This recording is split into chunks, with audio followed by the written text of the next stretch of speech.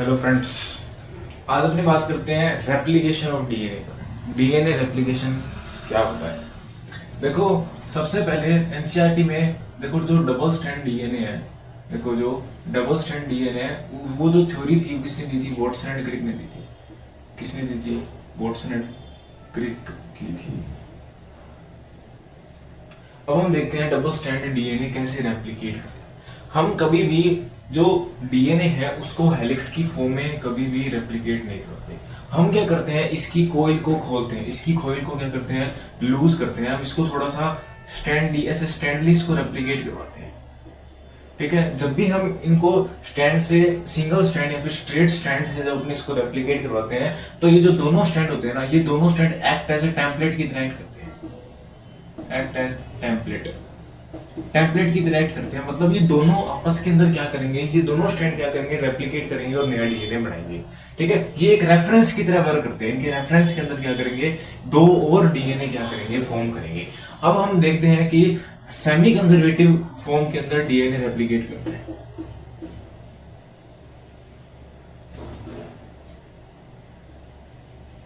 Semi conservative form के अंदर DNA replicate करता है। देखो, जब भी डीएनए रेप्लिकेट करेगा, देखो ये तो बेसिक सी बात है, जब भी डीएनए रेप्लिकेट करेगा तो उसके अंदर 50% तो पेरेंटल कैरेक्टर्स होंगे और 50% न्यूली सिंथेसाइज्ड कैरेक्टर्स होंगे।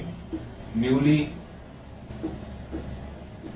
सिंथेसाइज्ड कैरेक्टर्स होंगे, दो कैरेक्टर्स होंगे। इसलिए हम इनको क्या कहते हैं, सेमी कंजर्वेटिव कहते हैं। कि इनके अंदर जो जब भी न्यू डीएनए फॉर्म होगा तो उसके अंदर 50% पेरेंटल कैरेक्टर आते हैं और 50% न्यूली सिंथेसाइज्ड जो डीएनए होता है उसके कैरेक्टर आते हैं। और ये दोनों एक प्रकार से टेम्पलेट की तरह वर्क करता है कि यही क्या करता है, डीएनए को रेप्लिकेट करवाता है। देखो, अब हमने इकोलाई के बारे में बात करते हैं। देखो, इकोलाई क्या करता है, इकोलाई को कुछ कैटलिस्टिक एंजाइम्स की यूज होती है अपने डीएनए को रेप्लिकेट करवाने के लिए। कुछ कैटलिस्ट एंजाइम्स की यूज होती है डीएनए को रेप्लिकेट करवाने के लिए। हम इसके अंदर basic first enzymes DNA dependent DNA polymerase enzyme पढ़ते हैं। डीएनए डिपेंडेंट डीएनए पॉलीमरेज हम इसके अंदर एंजाइम्स पढ़ते हैं। तो डीएनए डिपेंडेंट डीएनए पॉलीमरेज इसमें क्यों लिया गया, क्योंकि हम एक डीएनए से दूसरा डीएनए फॉर्म करेंगे, एक डीएनए से दूसरा डीएनए फॉर्म करेंगे, डीएनए को ही रेप्लिकेट करवाएंगे तो डीएनए डिपेंडेंट डीएनए पॉलीमरेज लगेगा। अगर वही मैं क्या करता ट्रांसक्रिप्शन करता, तो ट्रांसक्रिप्शन के अंदर मैं क्या करता, एमआरएनए बनाता। क्या फॉर्म करता, एमआरएनए फॉर्म करता। डीएनए से आरएनए बढ़ रहा है तो मतलब मैं डीएनए डिपेंडेंट आरएनए पॉलीमरेज इसके अंदर यूज करता। इसके अंदर ट्रांसक्रिप्शन के अंदर DNA dependent RNA polymerase use होता है। तो अब इसके अंदर कौन सा होगा, DNA dependent DNA polymerase, catalytic enzyme होता है ये। देखो, ये करवाता क्या है, सबसे पहले इनिशिएट करवाता है, या फिर आप कह सकते हो कैटलाइज करवाता है। कैटलाइज करवाता है, ठीक है। कैटलिज द रिएक्शन को कैटलाइज करवाता है। कैसे? ये क्या करता है, कुछ डीऑक्सी न्यूक्लियोटाइड के न्यूक्लियोटाइड्स को ऐड करता है। डीऑक्सी न्यूक्लियोटाइड्स को क्या करता है, ऐड करता है।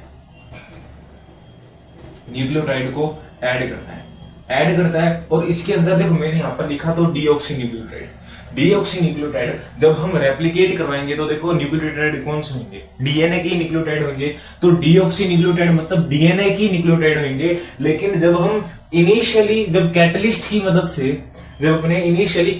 मदद से सबसे पहले हम न्यूक्लियोटाइड जो लगाते हैं ना, वो आरएनए प्राइमर लगाते हैं। क्या लगाते हैं? आरएनए प्राइमर लगाते हैं। हम क्या करते हैं, आरएनए प्राइमर का यूज करते हैं। पहले एंजाइम को कैटलाइज करवाने के लिए आरएनए के प्राइमर यूज करते हैं। सबसे पहले हम डायरेक्टली डीएनए के न्यूक्लियोटाइड्स को नहीं लगाते हैं, हम आरएनए के न्यूक्लियोटाइड्स को इनिशिएशन प्रोसेस के अंदर हम आरएनए के न्यूक्लियोटाइड्स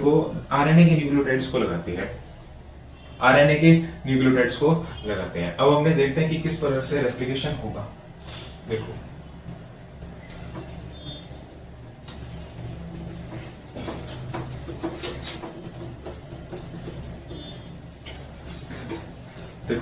अब सबसे पहले तीन बातें याद रखनी है आपको, सबसे पहले तीन बातें याद रखनी है।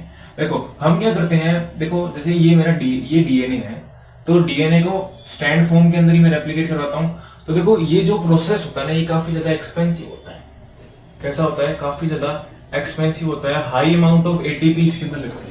देखो डीएनए के स्टैंड को सेपरेट करने के लिए हाई अमाउंट ऑफ एनर्जी लगती है, high amount of ATP use होती है। तो अपने थोड़ा थोड़ा सिमिलर शॉर्टर लेंथ जो है डीएनए की, वो हम क्या करते हैं, इसको ओपन करते हैं और बाद में इसको रेप्लिकेट करवाते हैं। पहली बात। दूसरी बात, देखो यहां से क्या हुआ है, इनके हाइड्रोजन के बॉन्ड्स टूटे हैं। यहां पर क्या था, हाइड्रोजन के बॉन्ड्स टूटे हैं, तो सॉरी यहां पर तो हाइड्रोजन के बॉन्ड लगे हुए थे, यहां पर हाइड्रोजन के बॉन्ड्स टूटे हैं। कैसे टूटे हैं? हेलिकेज एंजाइम्स की मदद से। हेलिकेज एंजाइम्स की मदद से। हेलिकेज क्या करता है? Helicase enzymes help to unwind the DNA helix. DNA helix को अनवाइंड करता है कौन? Helicase enzyme.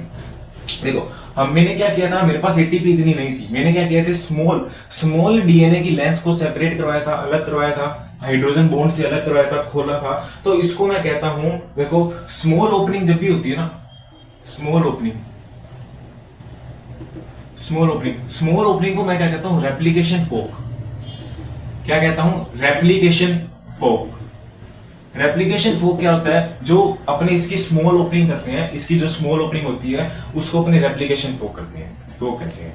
ठीक है, अब देखो, अब अपने रेप्लिकेशन स्टार्ट करेंगे कि किस प्रकार से रेप्लिकेशन होता है। देखो जो रिएक्शन को इनिशिएट करवाता है, रिएक्शन को स्टार्ट करवाता है, वो कौन सा होता है? देखो ये तो हो गया 5 प्राइम टू 3 प्राइम।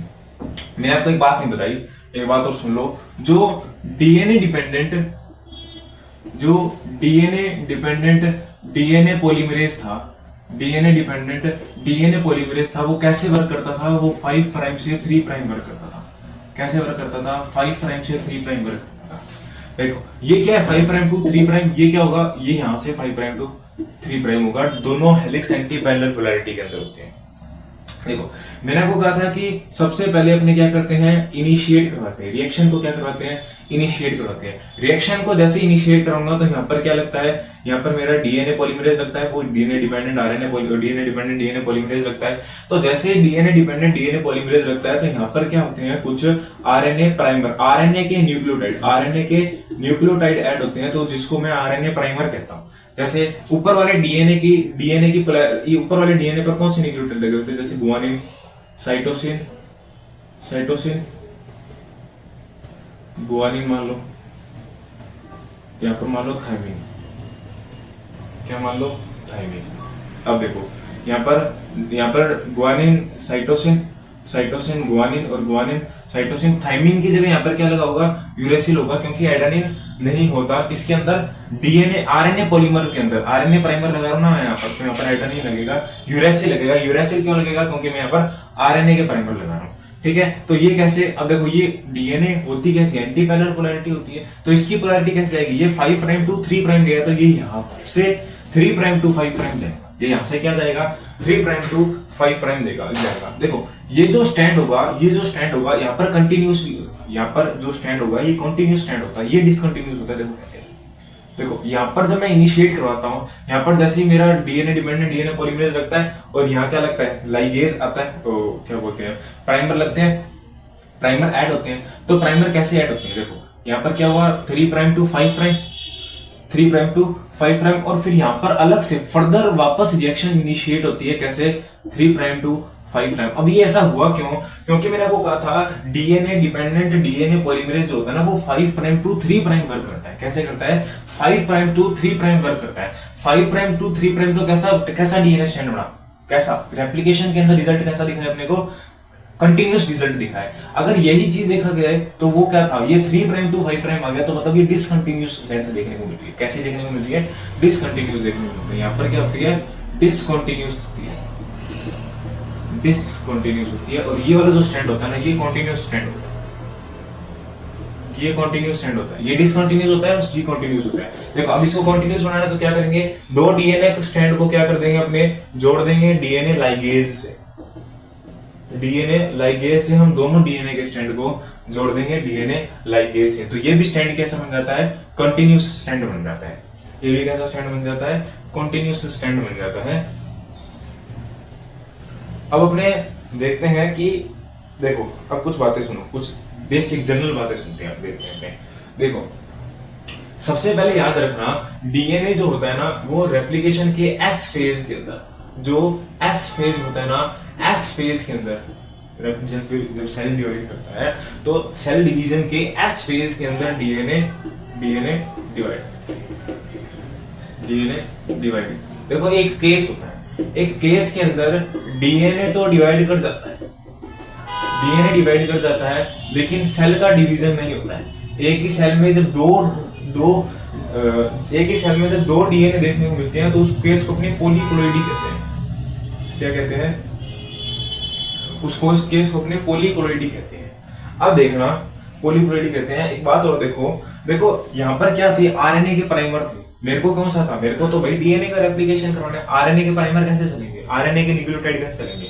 तो देखो ये क्या था मेरे पास, डीएनए वाला, डीएनए, और यहाँ पर इसके प्राइमर लगे हुए थे, किसके? आरएनए वाले। तो देखो यहाँ पर कौन सा प्राइमर था? साइटोसिन, यहाँ पर था गुआनिन, यहाँ पर था वापस साइटोसिन, यहाँ पर था यूरेसिल। मेरे को क्या करना है, इस यूरेसिल को हटाकर क्या लगाना है? एडेनिन लगाना है। तो at the end of the process DNA polymerase second ये काम करता है। ये क्या करता है? यूरेसिल के न्यूक्लियोटाइड्स को हटाकर एडेनिन लगा देता है, या फिर डीएनए के न्यूक्लियोटाइड, आरएनए के न्यूक्लियोटाइड्स को हटाकर डीएनए के न्यूक्लियोटाइड्स को लगा देता है। कौन? DNA primase second. डीएनए कभी भी ऐसे अनयूजुअली कभी भी रेप्लिकेट नहीं करता है, अनयूजुअली कभी भी डीएनए रेप्लिकेट नहीं होता। डीएनए का रेप्लिकेशन करना या फिर डीएनए, देखो जब डीएनए और सेल का जो रेप्लिकेशन होता है, सेल डिवीजन जो होता है ना, वो कैसा होता है? वो कोऑर्डिनेट मेथड से होता है। कैसा होता है? कोऑर्डिनेट मेथड से होता है, कोऑर्डिनेट मेथड होता है। अपने कोऑर्डिनेशन पढ़ते हैं ना चैप्टर, तो कोऑर्डिनेट मेथड से होता है। कोऑर्डिनेट मेथड कोई अनयूजुअल कभी भी डीएनए या फिर सेल डिवीजन कभी भी अनयूजुअल मेथड से नहीं होता, कोऑर्डिनेट मेथड से होता है। ठीक है। और कभी भी ध्यान रखना, डीएनए किसी भी ऐसी साइट पर कैसे कहीं भी किसी भी सिचुएशन पर या फिर किसी भी प्लेस पर नहीं डिवाइड करता। डीएनए की एक स्पेसिफिक साइट होती है जिसको अपने ओआरआई साइट कहते हैं। क्या कहते हैं? ORI site. ये आप बायोटेक्नोलॉजी के अंदर पढ़ोगे कि डीएनए की एक ओआरआई साइट होती है, वो खुद भी एक डीएनए ही होती है। वो ओआरआई साइट भी एक प्रकार से डीएनए ही होती है, बस उसके अंदर हम डीएनए के कुछ डिजायर कैरेक्टर्स को लगा देते हैं। तो साथ में जो अपने को डिजायर कैरेक्टर्स चाहिए होते हैं ना, ओआरआई के साइट पर अपने लगा देते हैं। देखो ये था मेरे पास कोई भी प्लाज्मिड था, या फिर आप कह सकते हो कोई मेरे पास वेक्टर था। वो वेक्टर भी एक प्रकार का डीएनए होगा, वो वेक्टर भी एक प्रकार क्या होगा? डीएनए होगा। यहाँ पर मैंने अपना डिजायर डीएनए लगा दिया। यहाँ पर क्या लगा दिया मैंने? डिजायर डीएनए लगा दिया। ये अपने बायोटेक्नोलॉजी में पढ़ेंगे, जिसको मैं रिकॉम्बिनेंट डीएनए कहता हूँ, इसको मैं रिकॉम्बिनेंट डीएनए कहता हूँ। तो यहाँ पर जो मैंने डिजायर डीएनए कहाँ लगाया? ये एक ओआरआई साइट पर लगाया। कहाँ लगाया? ओआरआई साइट पर लगाया। तो अगर मेरे को इस डीएनए को डिवाइड करवाना है तो मैं स्पेसिफिक ओआरआई साइट पर लगाऊंगा। जीनोम की स्पेसिफिक ओआरआई साइट होती है, जहां पर मैं ओआरआई साइट पर क्या लगाऊंगा? डीएनए को लगाऊंगा। और यहाँ पर इसी पर्टिकुलर प्लेस पर ही क्या करेगा? डीएनए डिवाइड करेगा, और डीएनए डिवाइड नहीं करेगा। ठीक है। ये था अपना replication of DNA. Thank you so much for watching this video. Do like, share and subscribe my channel. Thank you.